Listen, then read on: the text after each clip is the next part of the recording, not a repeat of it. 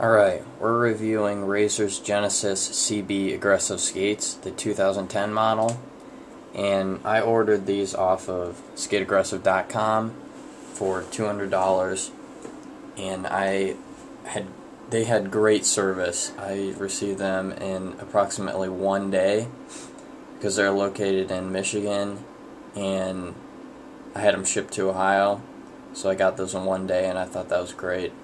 Great website. So let's move on to skates. So when you order these, most likely the regular Razor box will be inside of a larger shipping box.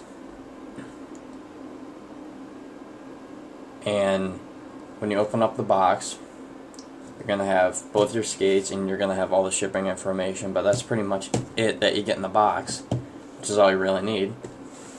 So let's pull one of these out of here. This is the left boot, as you can see here.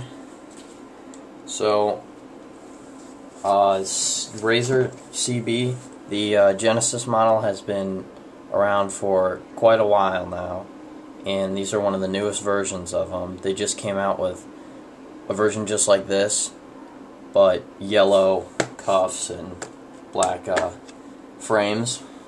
But this is one of the newest Genesys models I have, one of the newest skates I have.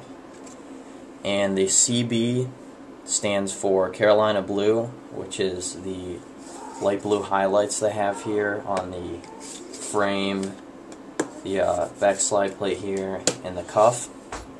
So that's what the CB stands for, and it is their limited model version of their Genesys, so it's one of their only limited edition skates.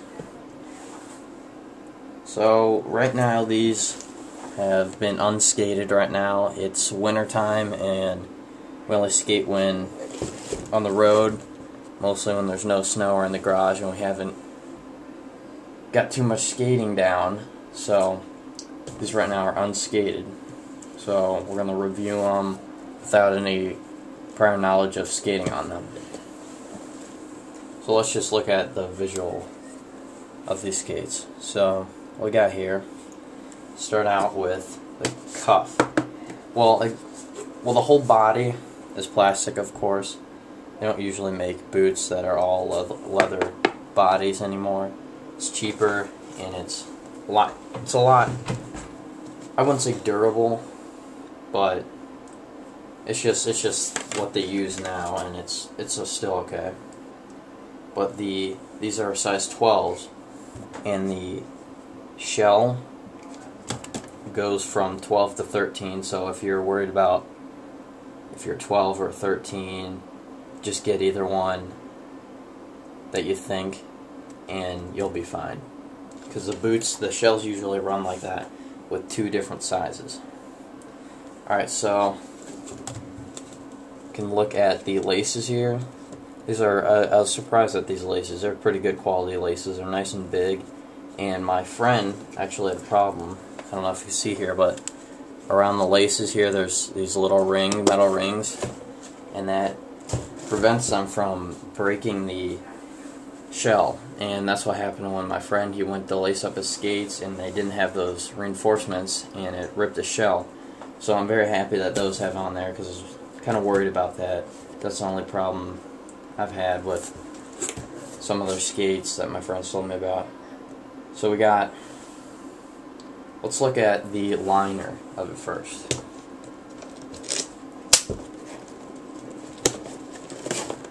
The liner is Razor's own edition of their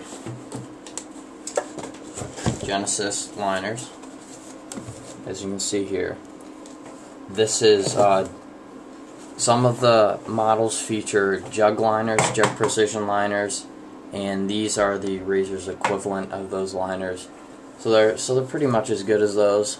So if you're worried about that, you're fine with the regular Razor liners. The Colt model liners are actually a lot thinner than these are the jugs. So I would either, if you're thinking about getting a Colt, I'd either go with a Genesys model or take the Colt and put a thicker liner in it, because this is a great liner. You can probably see there how thick the padding is up here. It's a great liner for the skate. It's Razor's own liner. It's a good liner. Another feature that this liner has specifically is a little pocket right there. Keep an Allen wrench or whatever in there. That's great. So, we take out the liner. In there, at the bottom near your heel, there's going to be a shock pad, and that's really good for skates, landing jumps and stuff. Takes a lot of relief off the skate and your legs. Alright, let's look at something different now that we got the liners down.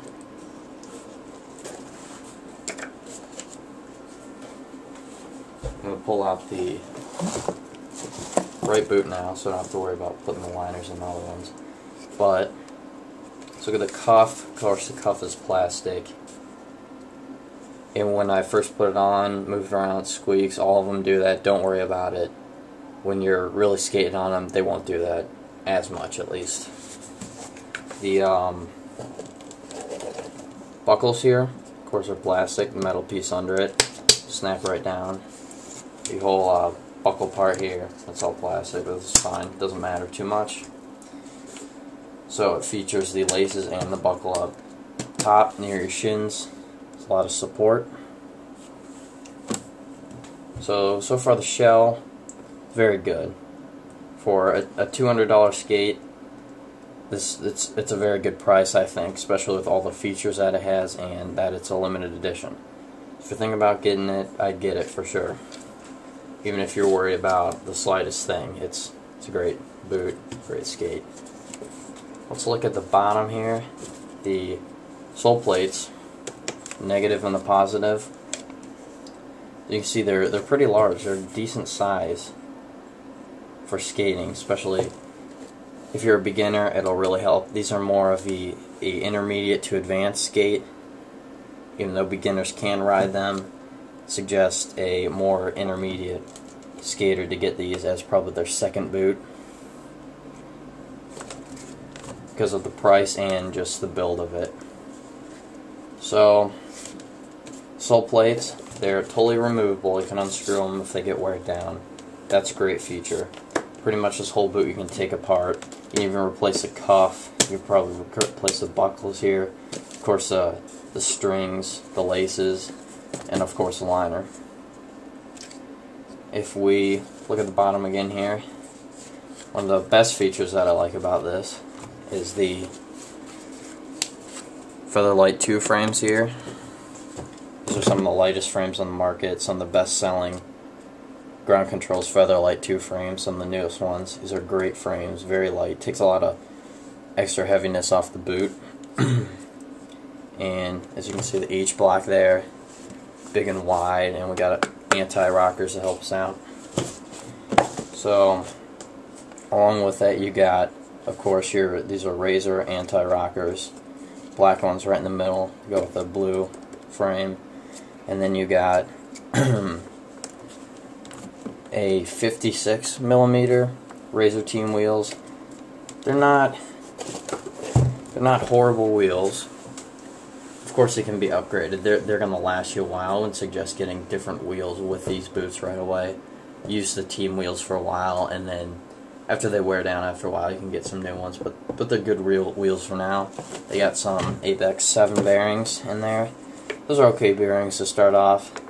You can upgrade to some Crafts or some Red, in any bearing you want later. But I'd start out with the regular Apex 7s that come in there. They're great, good spinning. Make sure you tighten them up, grease them up every once in a while. Some WD-40 I prefer. But pretty much, it's all of it to the boot. Of course, you got their patented slide plate here that lines up directly with the H block.